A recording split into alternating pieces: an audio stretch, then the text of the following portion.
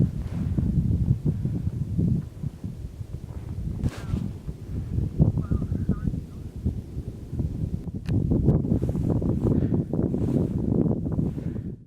the best place in the world, I think, because I live there. It's a small town. It's still got the small town feel.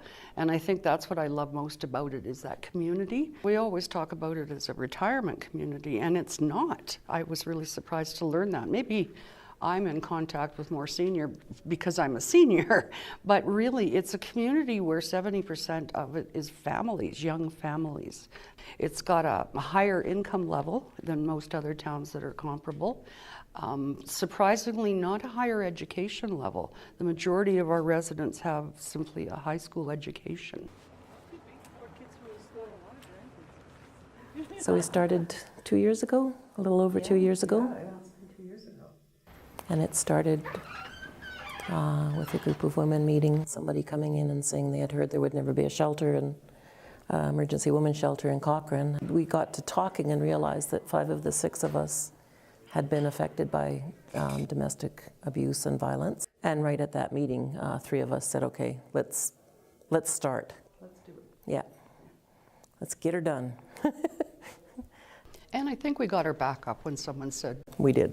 there'll never be a shelter here. We just went, excuse me? Kind of, I'd say the red flag in front of the bull. It's like, what? Watch us.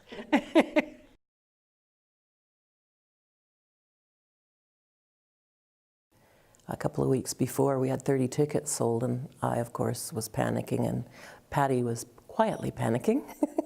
I let somebody know who contacted the paper. The week before the event, I had to cut off sales because I'd sent the numbers in for the banquet at 1:30, and we had over 155 tickets gone. So that's how Cochrane supports us. And that's why I say they have such big hearts. That's how they work. This is something that affects our people. Let's get behind it and let's help. There's never an issue finding someone to help us. No, we have a long volunteer list. We don't have anything for them to do yet, but people stepped up immediately. So you can have him. Okay, he's muscly. He sure has big nose. I ended up in a shelter unexpectedly about 20 years ago. I went to a marriage counseling session, and he said, "How are you doing?" And I lost it. I started to sob, and he said, "What's happening?" And I described what had happened in the home the night before. And he looked at me and he said, "You need to be in a shelter." 2 hours later, we were in Sheriff King home. My first, awareness of abuse was in my childhood, and it would probably qualify as a form of domestic abuse. I was sexually assaulted and abused by my uncle. I was really quiet and really shy. They pick the ones that aren't going to speak out, and it's the same thing when you end up in an abusive relationship in your adulthood. That set a pattern for my life. When I was in the shelter, I remember thinking, I don't belong here. I went to a therapy group. At one point in the group, we were asked to describe examples of abuse. And I said, well, he said, when I come back to the house from the shelter, what's he going to do if he's got the gun back in the house? And everyone in the room gasped. And I remember thinking, is that abuse? And that was the way I went through my marriage. He's never hit me, so it's not abuse. But in every other way, shape, and form, I was being controlled. It started when I was 3. At the age of 12, my mother noticed something and asked me what was going on, and I told her what was happening. And I kept waiting for something to come of it, and nothing ever did. It was never discussed again. So that's how it was dealt with. I left the house when my uncle was there, and I would go to my grandfather's. I spent most of my teen years in a fairly solid clinical depression, but with no treatment. So my first suicide attempt was at 16. Took some stuff and went to bed, and I woke up the next morning and I just kept on going. So I did speak up, I did say my truth, and nothing happened. I remember one night he was so angry at me, he smashed the light switch with his hand. It takes a lot of anger to smash a light switch. Saying things like, I wonder where the gun is. You know, that never occurred to me that was abuse. It's called gaslighting. He would put me off base and say what I thought was true wasn't true. it changes your reality. And so I was constantly walking around wondering, did he just say what he said he did? Or did I just see what I thought I saw? People said I walked out of the house and I became a professional and a manager who had 200 employees and had my act together. I walked back into the house and I was a trembling, nervous wreck because I didn't know what was real. I didn't know what was coming next. I was raped at university by a guy that I was dating. And even after that happened, I was thinking, oh, what did I do to cause that? Like, everything became my fault. How did I cause it? How did I make this happen? I went to high school with people for 3 years and junior high school with them for 3 years, and a lot of them didn't even know who I was because I didn't talk. And people find that surprising now because I talk a lot. Right, Patty? Yep.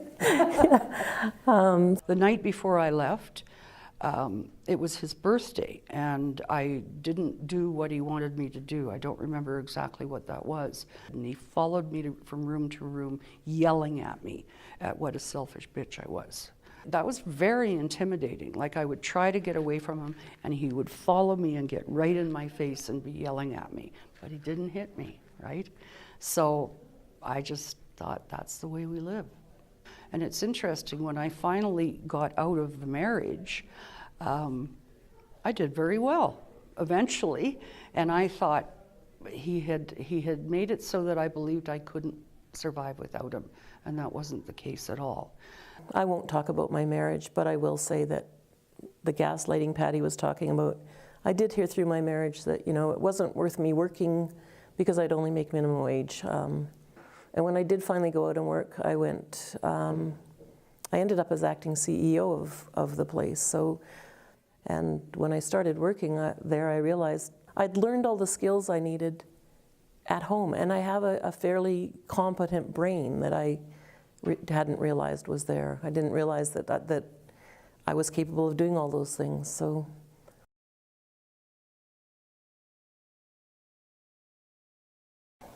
I also find it really, really heartening being the mother of 4 20 to 30-year-old boys and being in this environment right now. That generation, that 2030s generation, is changing how we look at a lot of the things that we refer to as social ills. They're looking at it differently, they're approaching it differently, they're talking about it openly. I think open communication without judgment is a huge gift to anybody that's been in this situation. And I think we're leaning more and more towards that, not because of the politicians or the people like us, but because of the young people that are taking the time to find out about it and ask what they can do and do. That's that generation. I find they don't only just ask, they do.